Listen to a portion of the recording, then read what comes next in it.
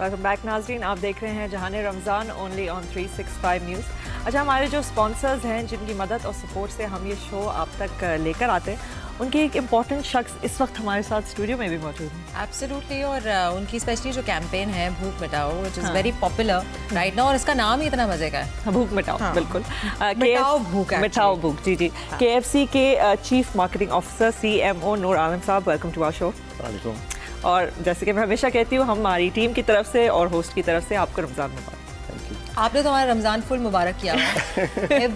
Everyone on set मुस्तफीद होते हैं वो KFC से। अच्छा, मुझे ये बताइए कि ये जो मिटाओ भूख है, इस कॉन्सेप्ट के पीछे आप लोगों का एक्चुअल मकसद क्या है?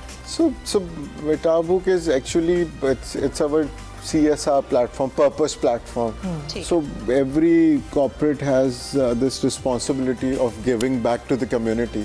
तो हम भी उसी तरह से so back in 2014 so we decided that we should be giving back to the community. KFC को तो almost 29-30 years हो रहे हैं पाकिस्तान में, 28 years हाँ.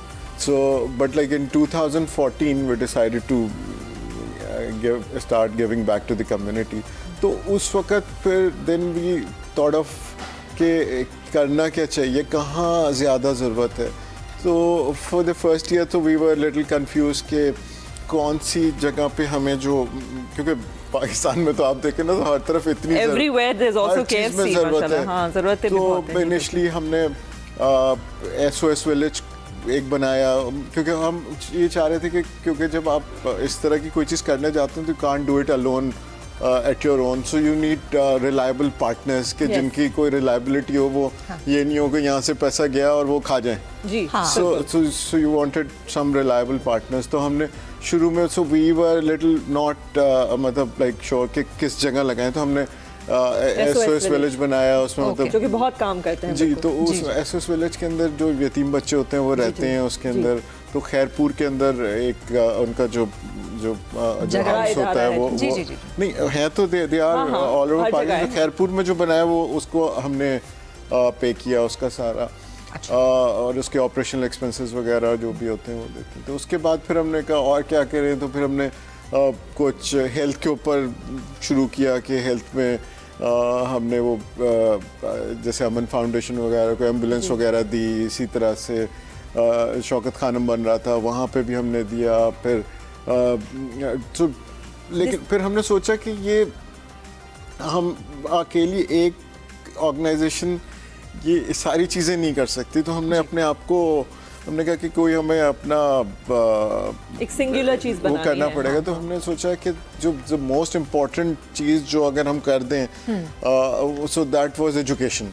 कि पाकिस्तान में क्या दुनिया में अगर आप देखें कि जहाँ पे भी जो आपका लिटरेसी रेट बेहतर होता है वहाँ की इकोनॉमी बेहतर होती है. हमारा तो लिटरेसी रेट बहुत ही नीचे है. मतलब मेरे ख्याल से वो 60% लेते हैं, जिसके अंदर वो सारे जो अगर आपका साइन कर सकता है, अंगूठा नहीं लगाता तो उसको भी काउंट कर लेते हैं. सो लिटरेसी रेट इतना कम है. उसी वजह से जो जितनी भी प्रॉब्लम नज़र आती है ना कि लोग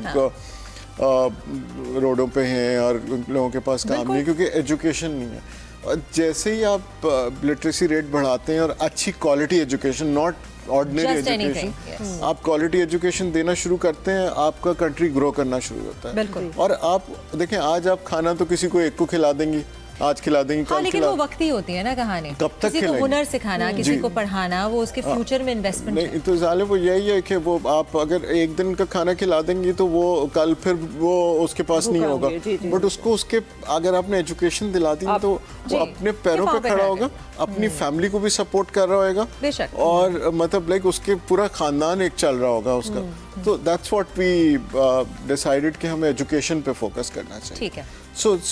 सो एजुकेशन के अंदर भी फिर हमने कहा कि वो लोग के जैसे एक एरिया है जो डेफ हैं, तो हमने डेफ पे बड़ा फोकस किया. हमने कहा कि देखें होता क्या है कि जो लोग अफोर्ड नहीं कर पा रहे होते तो वो एजुकेशन नहीं देते, और ऊपर से अगर उनका जो औलाद हो या बच्चे हो वो अगर थोड़े से डिसेबल्ड हो इस तरह के, तो वो तो उनको तो बिल्कुल ही इग्नोर कर देते हैं। और हाँ कि इनको पढ़ा के करना क्या है, बिकॉज ये इन्वेस्टमेंट ही नहीं करनी। यस, तो हमने वहाँ पे फोकस किया, तो हमने पार्टनर किया, एक डेफ रीच स्कूल है। जी जी जी। सो वो डेफ रीच स्कूल के साथ किया हमने। दीवा फाउंडेशन है, वहाँ पे भी डिसेबल्ड पढ़ते, तो इनके साथ हमने वो करके इनके स्कूल को पूरा हमने ले लिया, ओन कर लिया। मतलब चलाते वही लोग हैं, बट हम जो उसके ऑपरेटिंग एक्सपेंसेस है वो हम उनके साथ वो करते हैं। उसके साथ साथ फिर हमने कहा कि जो अंडर प्रिविलेज की भी जो एजुकेशन है, तो उसमें जो हमें पार्टनर मिला वो सिटीजन फाउंडेशन है। तो जो TCF जो है, तो सिटीजन फाउंडेशन के साथ हम स्कूल कर रहे हैं। फिर इसी तरह से हम मिलियन स्माइल्स है अपने, उनका एक स्कूल है मर्दान में, वो हमने ओन किया हुआ है। और इसी तरह से एक दो और ऑर्गेनाइजेशंस हैं जिनके साथ हमने। अच्छा नूराम साहब, मैं आपसे पूछना चाहूँगी, आपके नज़रिए में कितना ज़रूरी है for corporate organisations to give back to society? इससे जो गुडविल पैदा होती है, या आपके नज़र में कितना ज़रूरी है? देखिए, ये अगर हम खाली डिपेंड करेंगे ना कि हम लोग, क्योंकि नॉर्मली जब बात करते हैं ना, कहते हैं गवर्नमेंट ने ये नहीं किया, गवर्नमेंट ने वो नहीं किया, तो गवर्नमेंट कांट डू एवरीथिंग। इसमें जब तक कॉर्पोरेट नहीं शामिल हो, क्योंकि प्राइवेट सेक्टर, कॉर्पोरेट के पास भी पैसे होते हैं कि वो इन चीज़ों में करे और वो लगाए। तो जो आप देखें, जो भी अच्छी बड़ी मल्टीनेशनल कंपनीज हैं, जो अच्छी या नेशनल कंपनीज भी जो बड़ी हैं, वो कुछ ना कुछ किसी चीज़ में आपका कंट्रीब्यूट कर रहे होते हैं CSR के अंदर, और इसी तरह की जो डिफरेंट चाहे इन्वायरमेंट के अंदर, चाहे तो वो इन चीज़ों के अंदर वो सारे पार्टिसिपेट कर रहे थे। तो अब और अगर नहीं करेंगे तो वो आपके लिए भी नुकसानदेह है ना, कि आपको वापस से लोग भी नहीं मिलेंगे ना जी। आप उनको, जैसे फॉर एग्जांपल हम पढ़ा रहे हैं, तो हमें पढ़ाने के बाद वो लोग हमें वापस मिल जाते हैं, वो हमारे लिए मतलब आपको, यानी हमारे पास इस वक्त 135 रेस्टोरेंट्स हैं, हर साल हम 10-15 रेस्टोरेंट ऐड कर रहे होते हैं, तो वो एक रेस्टोरेंट में हमें 40-50 लोग चाहिए। जैसे आपने अभी डिसेबल्ड लोगों की बात की, और डेफ रीच वाले तो हमारे पास भी आए थे। It's a fantastic school, the citizens foundation के साथ मैं भी जुड़ी रही हूँ। Fantastic. So do you give work opportunities to them also in your outlets? बल्कि आपको याद होगा, आप शहबाज पे आई भी थी हमारे, तो वो Shahbaz is operated by deaf. तो we have 7 deaf operated restaurant which are totally solely operated by, जिनके अंदर मतलब मेजॉरिटी 80% जो है वो डेफ है, 20 जो है वो नॉर्मल है जी। उसके अलावा इन 7 के अलावा every restaurant has 2 deaf employees. That is brilliant जी।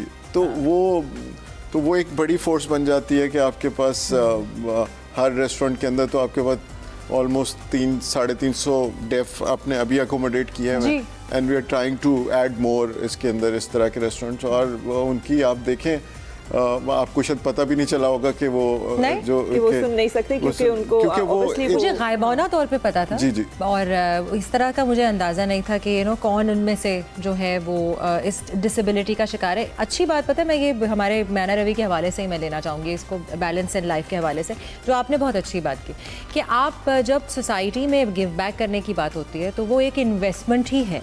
और जब आप इकोनॉमी की बात कर रहे थे, तो जब तक लिटरेसी रेट नहीं होगा तब तक इकोनॉमी नहीं होगी, और जब तक इकोनॉमी नहीं होगी तब लिटरेसी रेट नहीं होगा। और अगर उसका ब्रिज आपने पुल करना है, एग्जैक्टली, और उसका ब्रिज अगर आपने पार करना है तो हमारे प्राइवेट सेक्टर को और हमारे कॉर्पोरेट सेक्टर को पुल इन करना ही पड़ता है।